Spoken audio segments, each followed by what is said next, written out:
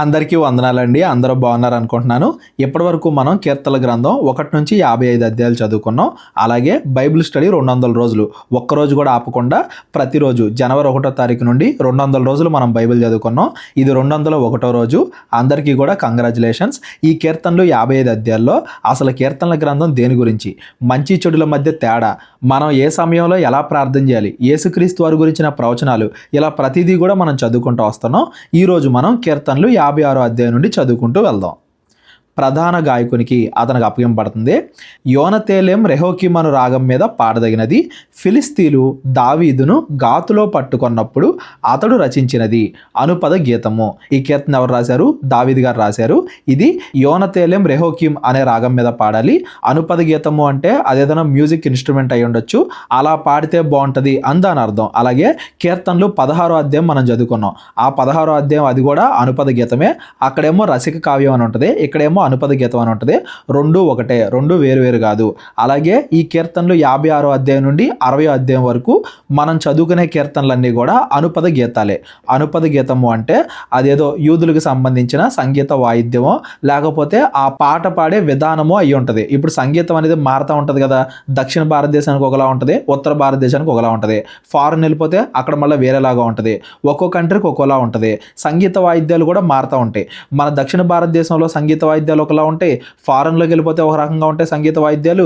చైనానో జపానో వెళ్ళిపోతే అక్కడ మళ్ళీ సంగీత వాయిద్యాలు వేరేగా ఉంటాయి. వాళ్ళ ట్యూన్లు అవన్నీ కూడా వేరేలాగా ఉంటాయి. ఇది మనకైతే తెలియదు. కానీ యోనతేలెం రెహోకీం అన్నా కానీ అనుపద గీతం అన్నా కానీ అది ఏ రాగంలో పాడాలి, ఎలా పాడాలి, ఎటువంటి వాయిద్యాలు వాడాలి, ఇవన్నీ ఈ కాలంలో మనకి తెలియదు. కానీ ఆ కాలంలో ఇజ్రాయేలీలకి బాగా తెలుసు. ఇది హిబ్రూ భాష నుండి ట్రాన్స్లేట్ చేయబడింది కదా. డైరెక్ట్గా హిబ్రూలో ఈ కీర్తన చదువుకుంటే అప్పుడు ఆ రాగం అనేది బాగుంటుంది. ఇది ఎలాగో అనువదించింది కాబట్టి మనం తెలుగులో చదువుకుంటున్నాం కాబట్టి మనం ఏ రాగంతో అయినా పాడొచ్చు, ఏ ఇన్స్ట్రుమెంట్తో ఏ వాయిద్యంతో అయినా పాడొచ్చు. దాని భావాన్ని గమనించాలి అనేది మాత్రం గుర్తుపెట్టుకోండి. ఆ కీర్తనలు 16వ అధ్యాయం కానీ ఈ 56 నుండి 60 కానీ ఇవన్నీ కూడా అనుపద గీతాలు. దావీదు గారు ఈ కీర్తన ఎప్పుడు రాస్తున్నారు? దావీదు గారు సౌలు దగ్గర నుండి తప్పించుకుంటున్నారు. సౌలు ఏమో దావీదుని చంపాలి అని ప్రయత్నిస్తూ ఉంటే దావీదు గారు ఏ మార్గం లేక వెళ్ళి గాతులో దాక్కుంటారు. ఈ గాతు అనేది ఇజ్రాయేలీలకి శత్రు దేశం. మనం గొల్యాతు గురించి చదువుకుంటాం కదా, దావీదు గొల్యాతు అని. ఆ గొల్యాతు ఈ గాతు ప్రాంతానికి చెందినవాడే. ఈ గాతు ప్రాంతంలో ఉండేది ఫిలిస్తీన్లు. వాళ్ళ రాజు ఎవరంటే ఆకీషు. ఇప్పుడు ఫిలిస్తీన్లు దావీదును పట్టుకొని ఆకీష్ దగ్గర తీసుకెళ్తున్నారు. దావీదు గారు మరణాపాయంలో ఉన్నప్పుడు ఆ ఫిలిస్తీన్లకు దొరికేశాడు. ఆ ఫిలిస్తీన్లు రాజు దగ్గర తీసుకెళ్తున్నారు. ఒక్కసారి ఆ గాతు రాజు దగ్గర తీసుకెళ్లారంటే దావీదుని చంపేస్తారు. అటువంటి సమయంలో ప్రభువా నన్ను రక్షించు, వీళ్ళు నన్ను పట్టేసుకున్నారు, నేను చనిపోకుండా నన్ను రక్షించు అని చెప్పి దావీదు గారు ఈ 56వ కీర్తన రాస్తున్నారు అని దాని అర్థం. ఈ విషయాలన్నీ కూడా మనం సమూయేలు మొదటి గ్రంథంలో చదువుకున్నాం. 21వ అధ్యాయం, 22వ అధ్యాయం ఇవన్నీ కూడా మనం అక్కడ వివరించుకున్నాం కదా. అది విన్న వాళ్ళకి ఇది ఈజీగా అర్థమవుతుంది. ఎవరెవరైతే సమూయేలు గ్రంథం మనం చదివినప్పుడు వినలేదో వాళ్ళందరూ కూడా దావీదు గారు ప్రాణాపాయంలో ఉన్నప్పుడు ఈ కీర్తన రాస్తున్నాడు. అది కూడా అధికారులు, రాజులు అలాంటి వాళ్ళు దావీదుకి శత్రువులుగా మారినప్పుడు ఈ కీర్తన రాస్తున్నాడు అనేది గుర్తుపెట్టుకోండి. ఈరోజు మనం చదువుకోబోయే కీర్తనలన్నీ కూడా అధికారులే, రాజులే మనకి శత్రువులుగా మారితే అప్పుడు మనం దేవుడికి ఎలా ప్రార్థన చేయాలి అనేదే ఈరోజు మనం నేర్చుకుంటాం. కీర్తనలు 56, 57, 58 ఈ 3 అధ్యాయాలు ఈరోజు మనం చదువుకుందాం. ఈ 3 అధ్యాయాల్లో కూడా అధికారులే మనకి శత్రువులుగా మారినప్పుడు, వాళ్ళే మనకి సమస్యలు పెడుతున్నప్పుడు అప్పుడు మనం దేవుడికి ఎలా ప్రార్థన చేయాలి అనేది ఈరోజు చదువుకోబోయే కీర్తనల యొక్క భావం. మీ అందరూ కూడా అంతకుముందు కీర్తనలు 34వ అధ్యాయం చదివారు. 34వ అధ్యాయం చదివితే ఆకీష్ దగ్గర నుండి దావీదు ఎలా తప్పించుకున్నాడు, ఆ సమయంలో దేవుడికి ఎలా కృతజ్ఞతలు తెలిపాడు. మన సమూయేలు గ్రంథం 21, 22లో కూడా చదువుకున్నాం. దావీదు పిచ్చివాణిలాగా నటించి నేను దావీదుని కాదు పిచ్చివాణ్ణి అన్నట్టుగా నటిస్తే పిచ్చివాడు అనుకుని ఆకీషు దావీదుని వదిలేయమంటాడు. ఆ విధంగా ఆకీష్ దగ్గర నుండి దావీదు తప్పించుకున్నాడు. తప్పించుకున్న తర్వాత 34వ కీర్తన రాస్తాడు. ప్రభువా నన్ను రక్షించావు అన్నట్టుగా. అది ఆల్రెడీ మనం కీర్తనలో 34వ అధ్యాయంలో చదువుకున్నాం. అసలు ఆకీష్ దగ్గర నుండి నేను రక్షింపబడతాను అని తెలియక ముందు ఆకీష్ దగ్గరికి తీసుకెళ్లేటప్పుడు ప్రభువా నన్ను రక్షించు అని ఇక్కడ ప్రార్థన చేస్తున్నాడు. 56వ అధ్యాయంలోనేమో ప్రభువా నన్ను రక్షించు అని చేసే ప్రార్థన. 34వ అధ్యాయమేమో ఆల్రెడీ రక్షింపబడిన తర్వాత దేవుడికి కృతజ్ఞతలు తెలియజేసే కీర్తన. అది ఇది. ఈ 56, 34 ఈ రెండింటికి కూడా సందర్భాలు వేరు. వాళ్ళకి దొరికిపోయినప్పుడు ప్రభువా నన్ను రక్షించు అని చేసే ప్రార్థన ఈ 56వ అధ్యాయంలో మనం చదువుకుంటున్నాం అనేది గుర్తుపెట్టుకోండి. చదువుకుంటూ వెళ్దాం. దేవా నన్ను కరుణింపుము, మనుష్యులు నన్ను మింగవలెను అని ఉన్నారు. దినమెల్ల వారు పోరాడుచు నన్ను బాధించుచున్నారు. ఇక్కడ దావీదు గారు మనుషులు అన్న పదం ఎందుకు వాడారంటే, వెనక్కి వెళ్తేనేమో సౌలు దగ్గర ఉండేవాళ్ళు చంపాలని ప్రయత్నిస్తున్నారు, గాతులో ఉంటేనేమో ఇక్కడ ఫిలిస్తీన్లు చంపాలని చూస్తున్నారు, ఎక్కడికి వెళ్ళినా కానీ అందరూ నన్ను చంపాలని చూస్తున్నారు, వాళ్ళందరూ కూడా నన్ను బాధిస్తున్నారు, అనేకులు గర్వించి నాతో పోరాడుచున్నారు, దినమెల్ల నా కొరకు పొంచి ఉన్నవారు నన్ను మృంగవలెను అని ఉన్నారు. కేవలం అవకాశం దొరికినప్పుడే కాదు, ఎప్పుడు అవకాశం దొరికిద్దా అని పొంచి చూస్తున్నారు. దావీదు వెనకాల పడుతున్నారు, గర్వంతో నన్ను చంపాలని చూస్తున్నారు. గర్వంతో అంటే నా తప్పు లేదు, నా తప్పు లేకపోయినా కానీ వాళ్ళు నన్ను చంపాలని చూస్తున్నారు అనేదాన్ని దావీదు గారు ఇలా వర్ణిస్తున్నారు. ఈరోజు మనం చదువుకోబోయే కీర్తనలన్నిటిలో కూడా కొంచెం పోలికలు ఎక్కువగా చదువుకుంటూ ఉంటాం. దావీదు గారు కవితా రూపంలో ఎక్కువగా ఈ కీర్తనలు రాస్తారు. చదువుకుంటూ వెళ్దాం. నాకు భయము సంభవించిన దినమున నిన్ను ఆశ్రయించుచున్నాను. దేవుణ్ణి బట్టి నేను ఆయన వాక్యమును కీర్తించెదను. దేవుని యందు నమ్మిక ఉంచి ఉన్నాను, నేను భయపడను. శరీరధారులు నన్నేమి చేయగలరో? శరీరధారులు అంటే రక్త మాంసాలు ధరించుకున్న ఈ భూమి మీద ఉన్న మనుషులు. నాకు దేవుడే రక్ష. దేవుని నేను నమ్ముకున్న ఈ భూమి మీద ఉండే మనుషులు ఏం చేయగలుగుతారు? వాళ్ళు రాజులై ఉండొచ్చు, వాళ్ళ కింద కొన్ని వేల మంది సైన్యం ఉండొచ్చు, అయినా కానీ వాళ్ళందరూ కూడా మనుషులే కదా. ఈ శరీరధారులు నన్నేమి చేయగలరో? ఎందుకంటే నాకు తోడుగా దేవుడు ఉంటాడు అన్నట్టుగా, ప్రభువా నేను నిన్నే ఆశ్రయిస్తున్న ఆపత్కాలంలో అన్నట్టుగా దేవుడికి ప్రార్థన చేస్తున్నారు దావీదు గారు. మీరు గమనించండి, ఇక్కడ దావీదుకి ప్రార్థన చేసుకునేంత అవకాశం కూడా లేదు. వాళ్ళు పట్టుకున్నారు, రాజు దగ్గర తీసుకెళ్తున్నారు. అంటే మార్గంలోనే దావీదు గారు దేవుడికి ఇలాగా ప్రార్థన చేస్తున్నాడు అని దాని అర్థం.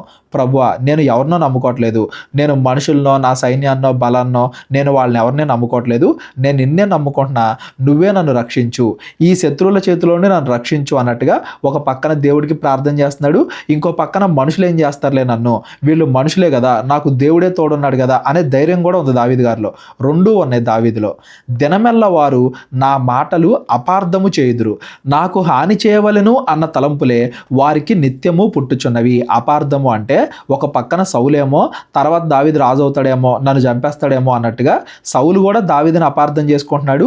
ఇప్పుడు ఈ గాతు ప్రాంతంలో కూడా వాళ్ళు ఏమనుకుని ఉంటారు, ఆ దావీదు ఏమన్నా సౌలు పంపిస్తే వచ్చాడేమో, రహస్యంగా మా రాజుని చంపేస్తాడేమో, ఒక స్పై ఏమో అన్నట్టుగా వీళ్ళు కూడా దావీదుని అపార్థం చేసుకుంటున్నారు. కానీ దావీదు ఎవరినే చంపాలన్న ఉద్దేశంతో లేడు.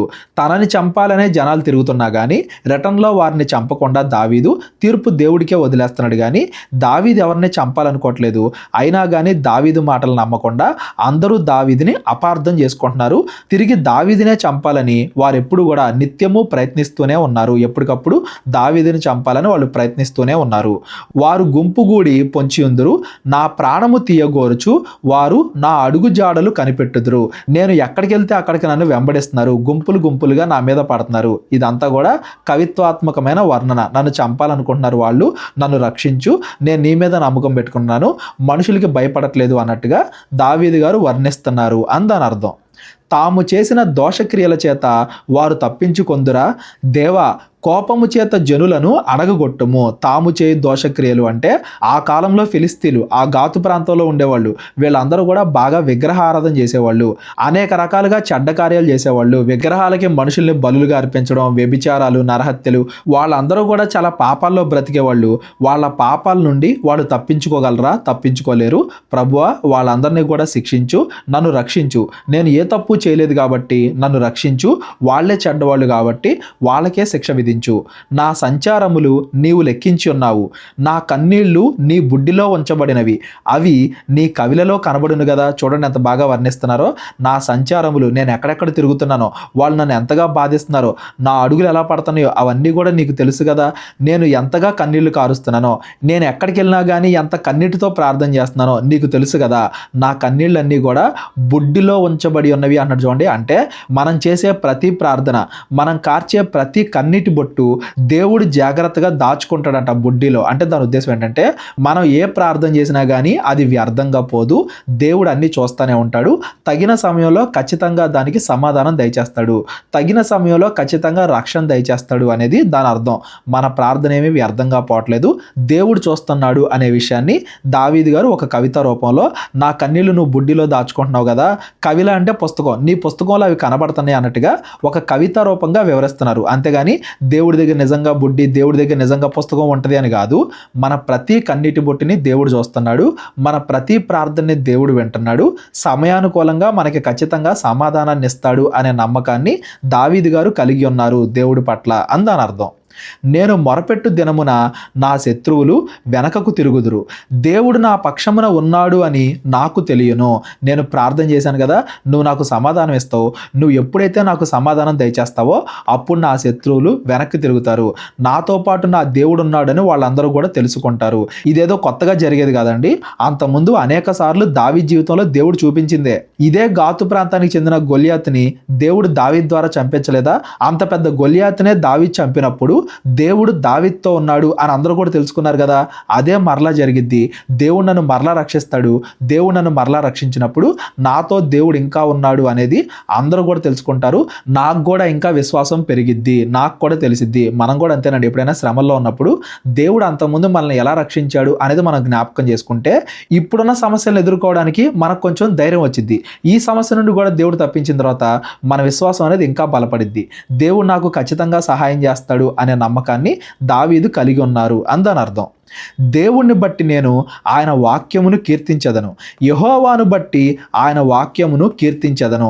దేవుణ్ణి బట్టి, యెహోవాని బట్టి అంటే ఇప్పుడు నేను ఆయన వాక్యం చదువుకుంటున్నాను, ఆయన కీర్తిస్తున్నాను, పాటలు పాడుతున్నాను, ఆ వాక్యాన్ని వేరే వాళ్ళకి బోధిస్తున్నాను అంటే దేవుడు నమ్మదగిన వాడు కాబట్టి, అంతకుముందు దేవుడు అనేక సార్లు నేను నమ్మదగిన వాడిని అని నిరూపించుకున్నాడు కాబట్టి. ఈరోజు మనం బైబిల్లో చదువుకునే ప్రతి పదానికి, ప్రతి వాక్యానికి పరిపూర్ణత ఎందుకు వస్తుంది? ప్రతి వాక్యాన్ని మనం ఎందుకు నమ్ముతున్నాం అంటే దేవుడు ఎప్పటి నుండో నిరూపించుకుంటూ వచ్చాడు కాబట్టి. తాను న్యాయవంతుడు అని, తాను ప్రేమమూర్తి అని దేవుడు మనకి నిరూపించుకుంటూ వచ్చాడు కాబట్టి, ఆయన చేసిన అనేక వాగ్దానాలు ఆయన నిలబెట్టుకుంటూ వచ్చాడు కాబట్టి ఇప్పుడు దేవుడు ఏదన్నా మాట చెప్పినా కానీ మనం ఖచ్చితంగా దాన్ని నమ్మొచ్చు, 100% దాన్ని విశ్వసించవచ్చు. ఎందుకంటే దేవుడు అది ఆల్రెడీ నిరూపించాడు, మళ్ళీ చేస్తాడు అనే నమ్మకం మనకు ఉండాలి. దేవుడిని బట్టి, దేవుడి వాక్యం మీద, ఇప్పుడు ఈ సమస్య నుండి కూడా దేవుడు రక్షిస్తాడు అనే దాని మీద మనం నమ్మకం కలిగి ఉండాలి. నేను దేవుని యందు నమ్మిక ఉంచి ఉన్నాను, నేను భయపడను. నరులు నన్నేమి చేయగలరో? నరులు అనగానే కేవలం నార్మల్ మనుషులని కాదండి. వాళ్ళు రాజులైనా కానీ, అధికారులైనా కానీ వాళ్ళు నరులే కదా. దేవుడే నాకు తోడున్నప్పుడు మనుషులు ఏం చేయగలరో? దేవా, నీవు మరణములో నుండి నా ప్రాణమును తప్పించి ఉన్నావు. నేను జీవపు వెలుగులో దేవుని సన్నిధిని సంచరించినట్లు జారిపడకుండా నీవు నా పాదములను తప్పించి ఉన్నావు. నేను నీకు మొక్కుకొని ఉన్నాను, నేను నీకు స్తుతియాగములను అర్పించదను. దావీదుని ఇంకా రక్షించలేదండి దేవుడు, అయినా కానీ ఇంకా రక్షింపక ముందే దేవుడు నన్ను రక్షిస్తాడు అనే నమ్మకంతో నువ్వు నన్ను తప్పించేసావు అన్నట్టుగా దావీదు ముందుగానే దాన్ని నమ్ముతున్నాడు, పూర్తిగా విశ్వసిస్తున్నాడు. దేవుడు నన్ను కాపాడతాడు, నేను మరణం అవ్వకుండా, నేను జారిపోకుండా, నేను జీవంతోనే ఉండేలాగా, దేవునితో నడిచేలాగా దేవుడు నాకు ఖచ్చితంగా సహాయం చేస్తాడు. ప్రభువా, ఈ సమస్యల నుండి తొలగిస్తే నేను నిన్ను కీర్తిస్తాను, అనేక మందికి నీ గురించి ప్రకటిస్తానని నేను మొక్కున్నాను కదా, నేను స్తుతియాగాలు చెల్లిస్తాను, అనేక మందికి నీ గురించి ప్రకటిస్తాను, నిన్ను కీర్తిస్తాను, కృతజ్ఞతలు తెలియజేస్తాను, ఈ సమస్య నుండి తొలగించు, ఇప్పుడు నన్ను రక్షించు అన్నట్టుగా దావీదు గారు ప్రార్థన చేస్తున్నారు అందని అర్థం. కీర్తనల గ్రంథం 57వ అధ్యాయం ఇది కూడా అంతేనండి. మన శత్రువులు అధికారులుగా ఉన్నప్పుడు వాళ్ళ నుండి మనం తప్పించుకుంటున్నప్పుడు మనం దేవుడితో ఎలా ప్రార్థన చేయాలి అనేది ఈ కీర్తన. ప్రధాన గాయకునికి అతనికి అప్పగింపబడుతుంది. అల్తషేతు అను రాగం మీద పాడదగినది. గుహలో దావీదు సౌలు దగ్గర నుండి పారిపోయినప్పుడు అతడు రచించినది అనుపద గీతము. ఇది కూడా అనుపద గీతమే. ఆ అల్తషేతు అనే రాగంలో పాడాలి, అలా పాడితే బాగుంటుంది. ఇది అనువదించింది కాబట్టి మనం ఎలాగైనా పాడొచ్చు. ఈ కీర్తన దావీదు గారు ఎప్పుడు రాస్తున్నారు? సౌలు దగ్గర నుండి తప్పించుకుంటున్నప్పుడు, గుహలో దాక్కున్నప్పుడు. సౌలు దగ్గర నుండి తప్పించుకుంటున్నప్పుడు దావీదు గారు అనేక సార్లు గుహలో దాక్కున్నారు. అలా గుహల్లో దాక్కున్నప్పుడు ఏదైనా ఒక సందర్భంలో దావీదు గారు ఈ కీర్తన రాసి ఉండొచ్చు. ఇవన్నీ కూడా మనం సమూయేలు మొదటి గ్రంథంలో 20, 21, 22 ఆ సమయంలో మనం చదువుకున్నాం. అక్కడ చదువుకున్న వాళ్ళందరికీ కూడా దావీదు సౌలు దగ్గర నుండి పారిపోతున్నాడు, దావీదుని చంపడానికి సౌలు ఇంకా వెంబడిస్తున్నాడు అని చదువుకున్నాం కదా. ఆ సమయంలో దావీదు గారు ఈ కీర్తన రాస్తున్నారు. ఏమని? నన్ను కరుణింపుము దేవా, నన్ను కరుణింపుము, నేను నీ శరణుజొచ్చి ఉన్నాను. ఈ ఆపదలు తొలగిపో వరకు నీ రెక్కల నీడను శరణుజొచ్చి ఉన్నాను. నీ రెక్కల నీడలో నన్ను కాపాడు.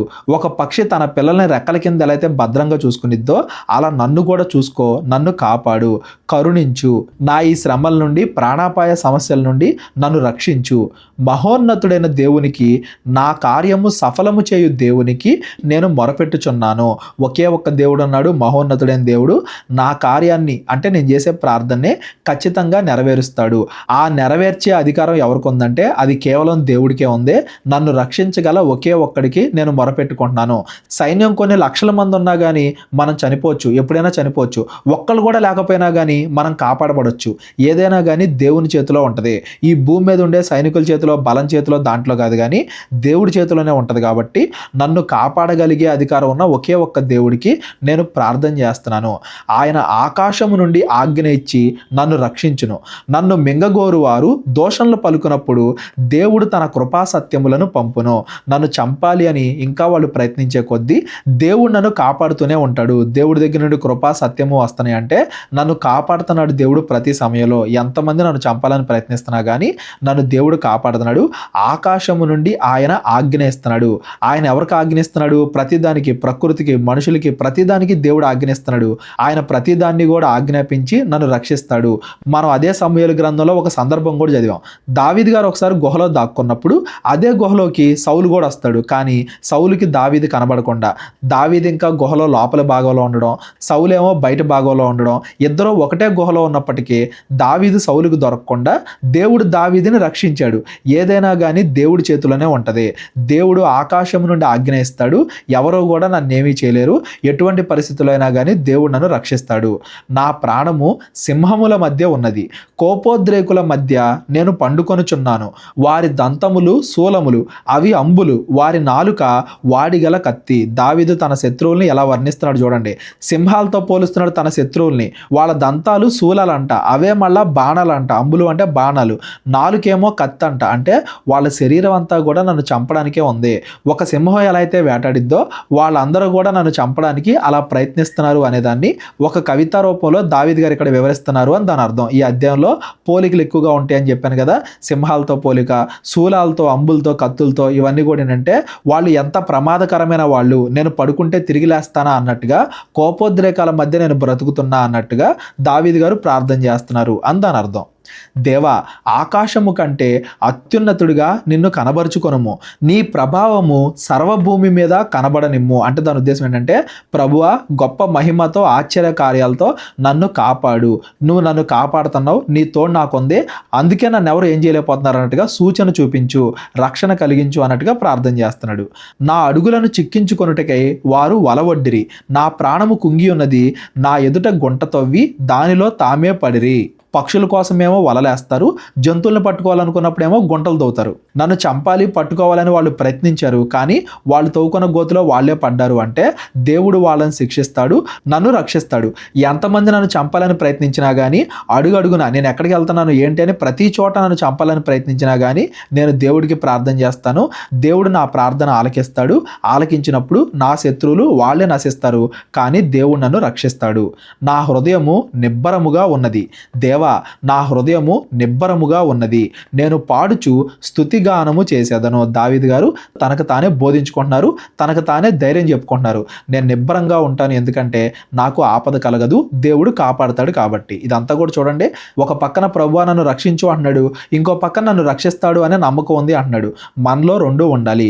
మనం సమస్యల్లో ఉన్నప్పుడు ప్రభువా నన్ను రక్షించు అనే ప్రార్థన ఉండాలి, దేవుడు రక్షిస్తాడు అనే నమ్మకం కూడా ఉండాలి. రెండూ ఉండాలి అనేది ఈ దావీదు కీర్తనల ద్వారా మనం నేర్చుకోవాలి. నా ప్రాణమా మేలుకొనుము, స్వరమండలమా సితారా మేలుకొనుడి. స్వరమండలం అంటే గొంతు. నేను దేవుడికి పాటలు పాడే సమయం వచ్చింది. సితారా మేలుకొనుడి, ఇదిగో ఆ వాయిద్యాలు వాయించే సమయం వచ్చింది. నేను వేకువనే లేచదును, పొద్దున్నే లేచి నేనేం చేస్తానంటే, నీ కృప ఆకాశము కంటే ఎత్తైనది, నీ సత్యము మేఘమండలం వరకు వ్యాపించి ఉన్నది.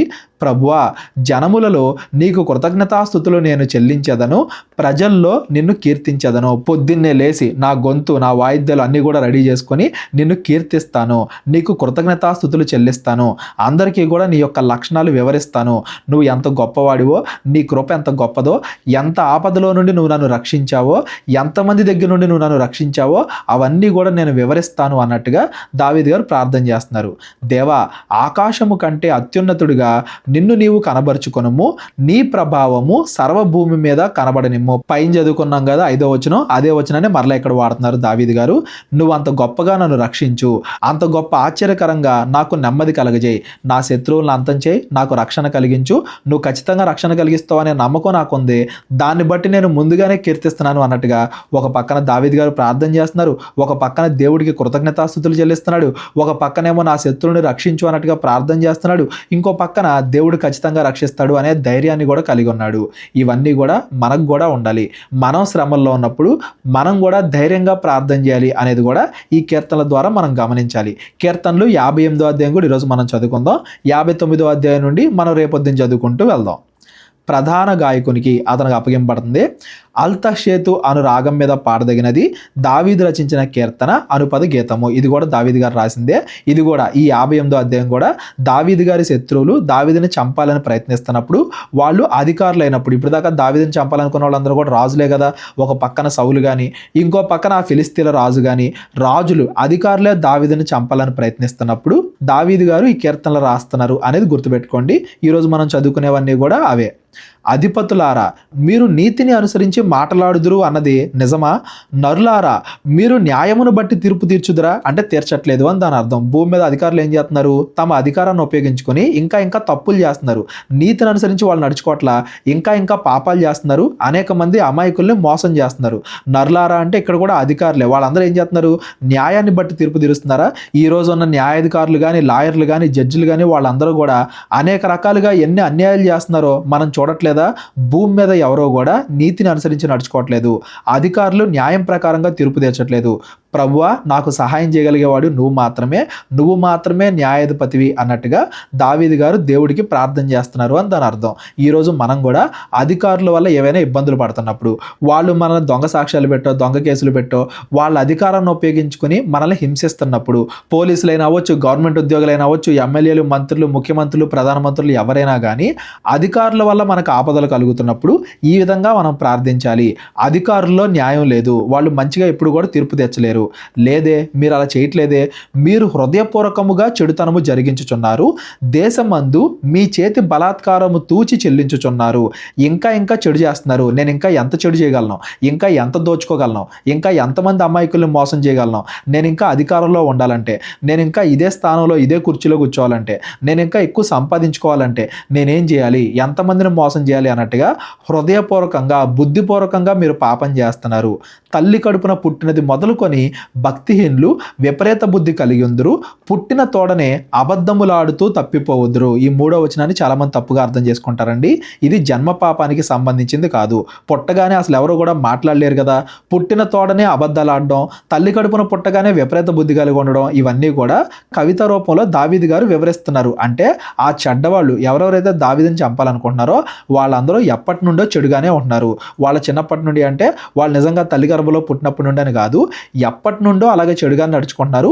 వాళ్ళు మనసు మార్చుకోవట్లేదు, దేవుడి వైపు తిరగట్లేదు, ఇంకా అదే మోసాలతో, ఇంకా అదే అబద్ధాలతో, అదే విపరీత బుద్ధితో వాళ్ళు ప్రయత్నిస్తున్నారు, ఇంకా చెడు చేస్తున్నారు అని దాని అర్థం. సౌలు కానీ, దావీదుని చంపాలనుకున్న దావీదు సొంత కొడుకైన అబ్షాలోము కానీ, అటు ఆకీషు కానీ, ఫిలిస్తీన్లు కానీ అందరూ కూడా ఒక పక్కన అటు ప్రజలకి అన్యాయం చేశారు, ఇటు దావీదుని చంపాలని కూడా చూస్తున్నారు. వాళ్ళు ఎప్పటికీ అలాగే ఉంటున్నారు. వాళ్ళ చెడుతనాన్ని వాళ్ళు మానుకోవట్లేదు, ఇంకా అబద్ధాలు చెప్తున్నారు, ఇంకా మోసాలు చేస్తున్నారు. వారి విషము నాగుపాము విషం వంటిది. పుట్టగానే అబద్ధాలు ఆడడం, విషం ఉండడం, ఇవన్నీ కూడా పోలికలు. వాళ్ళు ఎంత చెడ్డవాళ్ళు అనేది ఇలా వివరిస్తున్నాడు. అంతేగాని వాళ్ళు నిజంగా పావులని కాదు, పుట్టే ప్రతి వాళ్ళు జన్మ పాపంతో పుడుతున్నారని కూడా కాదు. జన్మ పాపానికి ఈ వచనాలకి సంబంధం లేదు.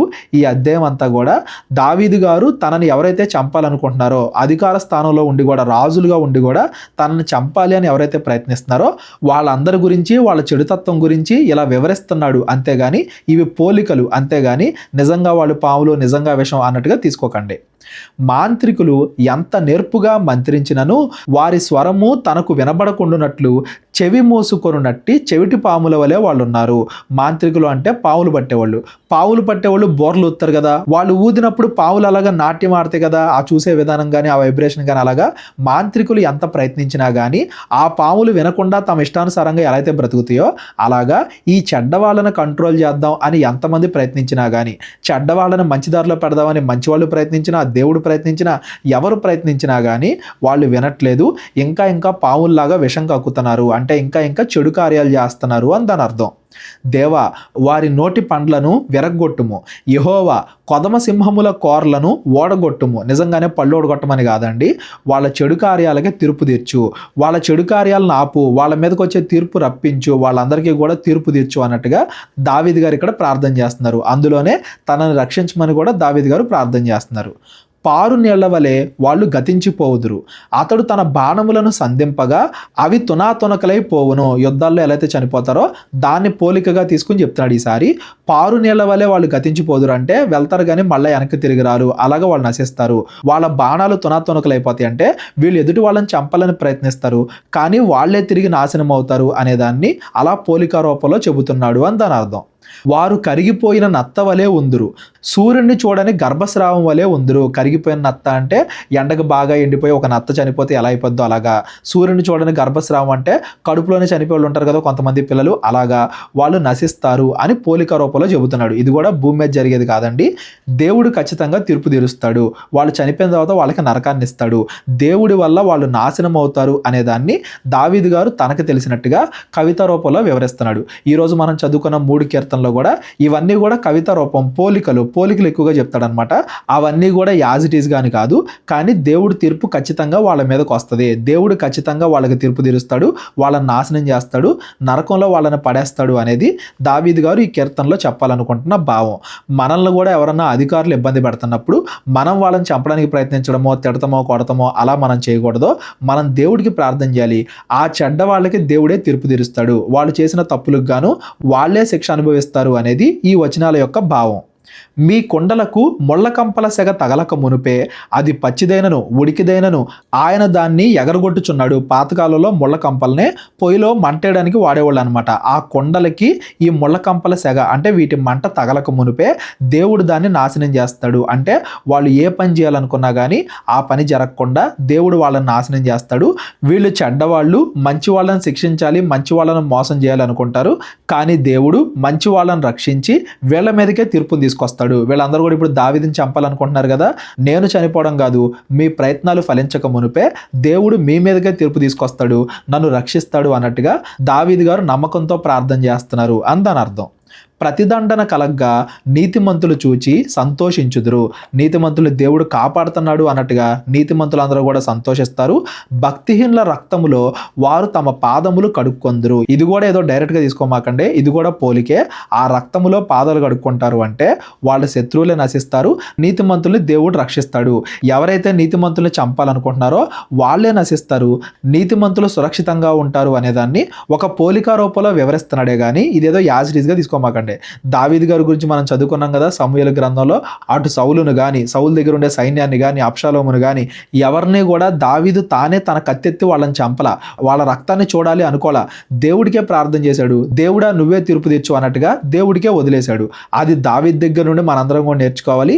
మన శత్రువుల్ని మనమే చంపడం, మనమే శిక్షించడం, తిడతం, కొడతాం అలాంటివి చేయకూడదు. దేవుడికి వదిలేయాలి తీర్పుని. వాళ్ళ అధికారులైనా కానీ, వాళ్ళకి ఎక్కువ శక్తి ఉన్నా కానీ దేవుడు ఖచ్చితంగా వాళ్ళ మీదకి తీర్పు తీసుకొస్తాడు. దేవుడే వాళ్ళని శిక్షిస్తాడు, దేవుడే వాళ్ళని నాశనం చేస్తాడు అనేదాన్ని ఒక పోలిక రూపంలో దావీదు గారు ఇక్కడ చెబుతున్నారు. కావున నిశ్చయముగా నీతిమంతులకు ఫలము కలుగును అనియు, నిశ్చయముగా న్యాయము తీర్చు దేవుడు లోకములో ఉన్నాడు అనియు మనుషులు ఒప్పుకొందురు. నిశ్చయముగా అనే పదాలు వాడుతున్నాడంటే ఇవి ఖచ్చితంగా జరుగుతాయి. నీతిమంతులకి ఫలం కలిగిద్ది, చెడ్డ వాళ్ళకి న్యాయం తీరుస్తాడు, వాళ్ళందరూ కూడా నరకానికి పంపిస్తాడు. ఇది ఎప్పుడు జరిగిద్ది? మనం ఎప్పుడు చనిపోతే అప్పుడు. యేసుక్రీస్తు వారు రాకడ ఎప్పుడు ఉంటే అప్పుడు. యేసుక్రీస్తు వారు 2వ రాకడ సమయంలో మంచి వాళ్ళు చెడ్డవాళ్ళు అందరూ కూడా వేరు చేయబడతారు. మంచి వాళ్ళందరూ కూడా పరలోకానికి తీసుకొని తీసుకొని పోబడతారు, చెడ్డ వాళ్ళందరూ కూడా నరకానికి వెళ్ళిపోతారు. దేవుడు అందరికీ కూడా అలా శిక్ష విధిస్తాడు. తీర్పు ఇప్పుడు జరుగుతుంది. యేసుక్రీస్తు వారి రెండవ రాకడ సమయంలో ఇది పరిపూర్ణంగా నెరవేరిద్ది అనేది గుర్తుపెట్టుకోండి. దావీదు గారిని దేవుడు రక్షించాడు, తన శత్రువుల నుండి దావీదుని దేవుడు రక్షించాడు. అయినప్పటికీ ఇది కంప్లీట్గా అసలు చెడ్డవాళ్ళు ఒక్కళ్ళు కూడా లేకుండా ఎప్పుడు నశిస్తారంటే యేసుక్రీస్తు వారి రెండవ రాకడ సమయంలో. ఇది నెరవేరుతుంది. కానీ ఇప్పుడు కూడా మన శత్రువులు ఎవరైనా ఉంటే దేవుడు మనల్ని కాపాడుతాడు, వాళ్ళకే తీర్పు తీరుస్తాడు. కాకపోతే ఇది కంప్లీట్గా అసలు ఒక్క చెడ్డవాడు కూడా లేకుండా భూమి మీద దేవుడు ఎప్పుడు తీర్పు తీరుస్తాడంటే యేసుక్రీస్తు వారి రెండవ రాకడ సమయంలో అనేది మనం గుర్తుపెట్టుకోవాలి. ఈ రోజు చదువుకున్న ఈ 3 అధ్యాయాల్లో 56, 57, 58 ఈ 3 అధ్యాయాల్లో కూడా మన శత్రువులు మనల్ని ఇబ్బంది పెడుతున్నప్పుడు, వాళ్ళ అధికారులు రాజులు అధికారం వాళ్ళకు ఉన్నప్పుడు మనం దేవుడికి ఎలా ప్రార్థన చేయాలి, దేవుడు మనల్ని కాపాడుతాడు అనే నమ్మకం కలిగి ఉండాలి. వాళ్ళకి దేవుడు శిక్ష విధిస్తాడు. ఈ భూమి మీద ఎవరో వాళ్ళని శిక్షించలేకపోవచ్చు, వాళ్ళకి అధికారం ఉంది కదా అని వాళ్ళు విరవీగుతూ ఉండొచ్చు, అనేక మందిని మోసం చేస్తూ ఉండొచ్చు, అమాయకుల్ని వాళ్ళు ఇబ్బందులు పెడుతూ ఉండొచ్చు. కానీ దేవుడు వాళ్ళకి ఖచ్చితంగా తీర్పు తీరుస్తాడు. దేవుడి దగ్గర నుండి ఎవరు కూడా తప్పించుకోలేరు. ఒకానొక రోజున వాళ్ళు నశిస్తారు, నరకానికి పోతారు. దేవుడు నీతిమంతుల్ని రక్షిస్తాడు, పరలోకాన్ని ఇస్తాడు, చెడ్డ వాళ్ళని శిక్షిస్తాడు, నరకాన్ని ఇస్తాడు అనేది ఈ రోజు చదువుకున్న ఈ అధ్యాయాలన్నిటి ద్వారా మనం గమనించాలి, ఎప్పటికప్పుడు గుర్తుపెట్టుకోవాలి. కీర్తనలు 59వ అధ్యాయం నుండి మనం రేపొద్దున చదువుకుందాం. ఈ రోజు చదువుకున్న దాంట్లో ఎవరికైనా ఏమైనా సందేహాలు ఉంటే డిస్క్రిప్షన్లో నా నెంబర్ ఉంటుంది, కాల్ కానీ వాట్సాప్ కానీ చేయండి. మా పరిచర్య గురించి ప్రార్థించండి. దేవుడి ప్రేరేపణ కలిగిన వాళ్ళు మీ కానుకల ద్వారా మమ్మల్ని బలపరచండి. అందరికీ వందనాలు. దేవుడు మిమ్మల్ని అందరినీ కూడా దీవించి ఆశీర్వదించును గాక. అందరికీ వందనాలండి. కేవలం 30 వీడియోస్లో బైబిల్ నేర్చుకోండి అనే ఎంతో విలువైన ఈ కోర్స్ జస్ట్ ₹1 మీకు కావాలి అంటే మీ పేరు, మీ ఊరు ఈ నెంబర్కి వాట్సాప్ చేయండి. ఈ కోర్సులో ఏ విషయాలు ఉంటాయో ముందుగానే తెలుసుకోవడానికి ఈ వీడియో పాస్ చేసి టాపిక్స్ అన్నీ చదువుకోండి. క్రైస్తవులందరూ ఈ బైబిల్ కోర్స్ వినాలి అని మేము కోరుకుంటున్నాం. అందరినీ దేవుడు దీవించును గాక. ఆమెన్.